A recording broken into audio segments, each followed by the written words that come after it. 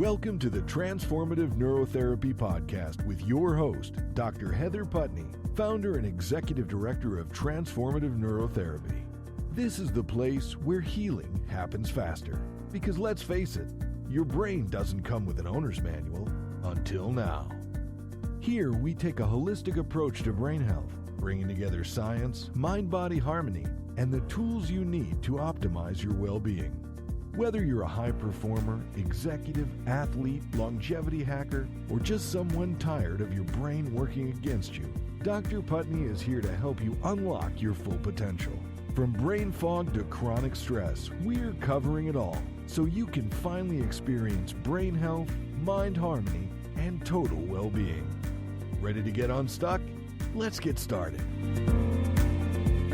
When it comes to brain-based therapies, safety isn't just a checkbox, it's the foundation. Let's talk about what makes transformative neurotherapy safe for all ages. Welcome, everyone. I am Millie M., co-host and producer here in the studio with Dr. Heather Putney, founder and executive director of Transformative Neurotherapy. Dr. Putney, how's it going?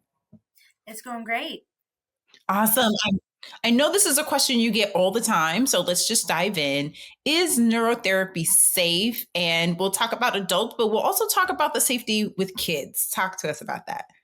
Yes, actually, this is one of the most important questions because why would you want to engage in something, put yourself or your child through something that's not safe? Right. So it's one of the main questions, and it's something that I'm so excited to be talking about because it absolutely is safe. And so we're going to kind of go through a couple studies and also clarify when we're talking about what neurotherapy is, like what is safe and so forth. So we use 3 different types of neurotherapy or neuromodulation in the clinic.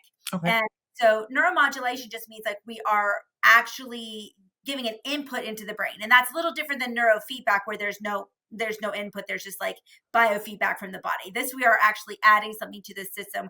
We're stimulating the system in some way.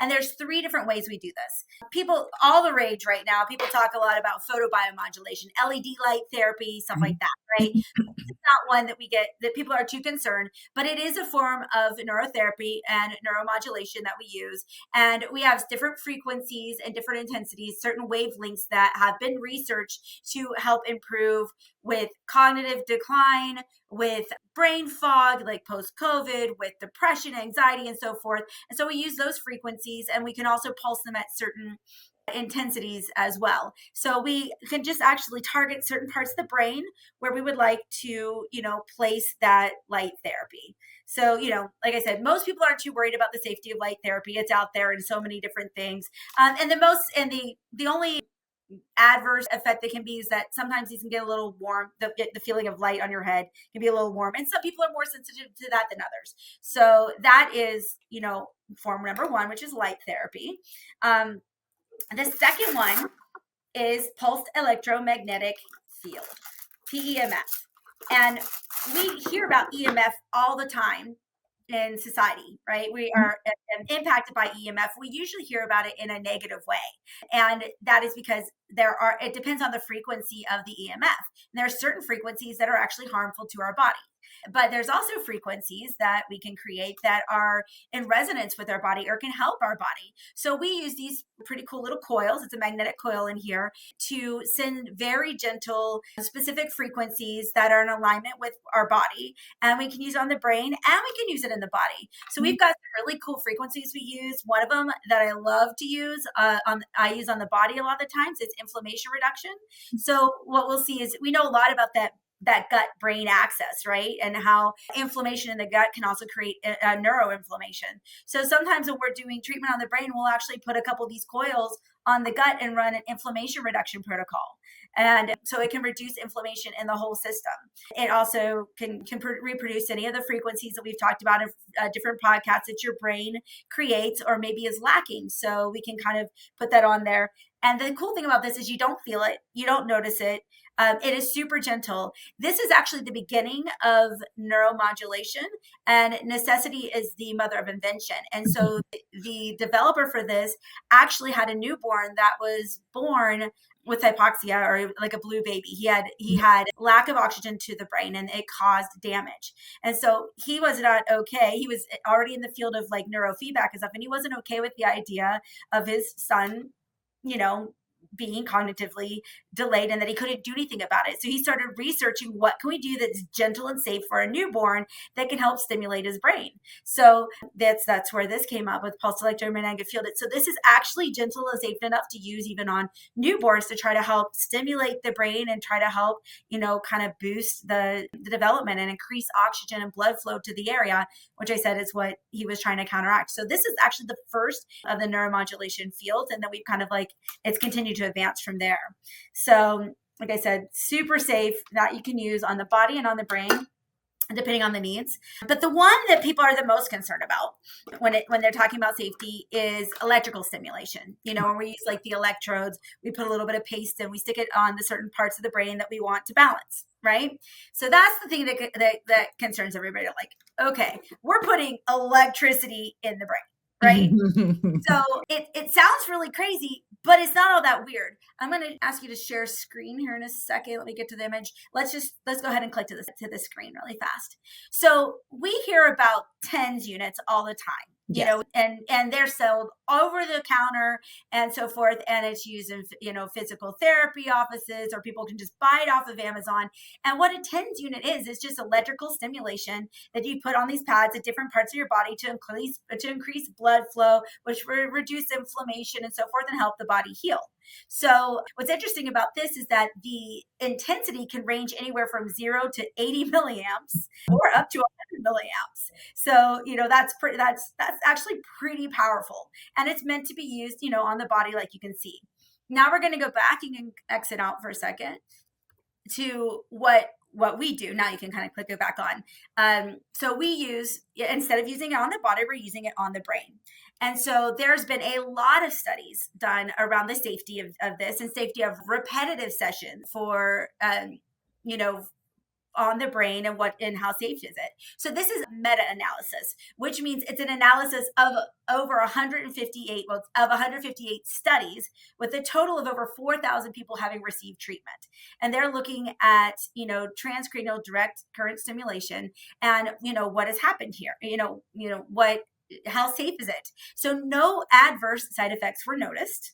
So we're talking 4,000 people, and by that means nobody was irreparably harmed. And the only side effects that were noticed was maybe some redness or, some skin irritability, So, and then it said no significant side effects. And they set the parameters for, so if the parameters were 4 milliamps and no less than, this is kind of being blocked by the thing, and no more than 40 minutes, okay, a stimulation in a session.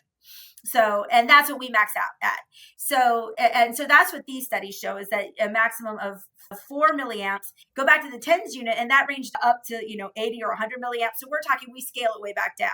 So that's what was shown in the study. What we do is we can actually take the stimulation so small, if someone's really sensitive, we can go 0.001 milliamps up to 2.5 milliamps, which is where we max it out. So we start super low, usually at 0.1, unless someone's super sensitive, and then we'll back it down. So, but we start really slow and low, and then slowly kind of gradually increase the stimulation to increase the power that they're receiving. It's a bit like giving a larger dose of Tylenol. You start with a baby pill, and then, you can kind of go up from there if you need, and you can tolerate more. So like I said, we can go from 0.001 milliamps up to 2.5 milliamps max. And these studies show no adverse side effects at 4 milliamps with no more than 40 minute sessions, so we stay way in that range of safety. So were there any children in that study, or are there different protocols and safety precautions as it relates to children? Yeah, well, there's 158 studies included in that meta-analysis. So women, children, even some pregnant populations and so forth were also observed. And then let's see. So they also looked at studies with, kind of looking at my data over here, some other vulnerable populations like children, elderly, pregnant women, those with implants or epilepsy. And they showed no elevated risks when following those protocol limits with those groups. But they're not as beefy. There's not as many study on those vulnerable groups as there are, but the studies that did show that showed no elevated risk in those, in those vulnerable groups, although they always, recommend a little bit of caution. We use this regularly with children. We have a lot of children that come into the office with ADHD, sensory struggles, autism, and so forth. And so we use it quite a bit and quite successfully with children as well as adults. What feedback do you get from those parents as far as their children's experience and how they see those changes? We get great feedback because sometimes parents do not want to use medications, or they don't want to use as much medications, or the medications just simply aren't working. So, we can work with kids on medications or parents that don't want to go the medication route. And they've seen improvements, everything from improvement in grade, their reading, their executive functioning struggles, their ability to stay to focus and stay concentrating at school, their emotional regulation can improve a lot. With they're less flooded, their brain is actually processing better. They get a little less overwhelmed and less flooded, so they function better.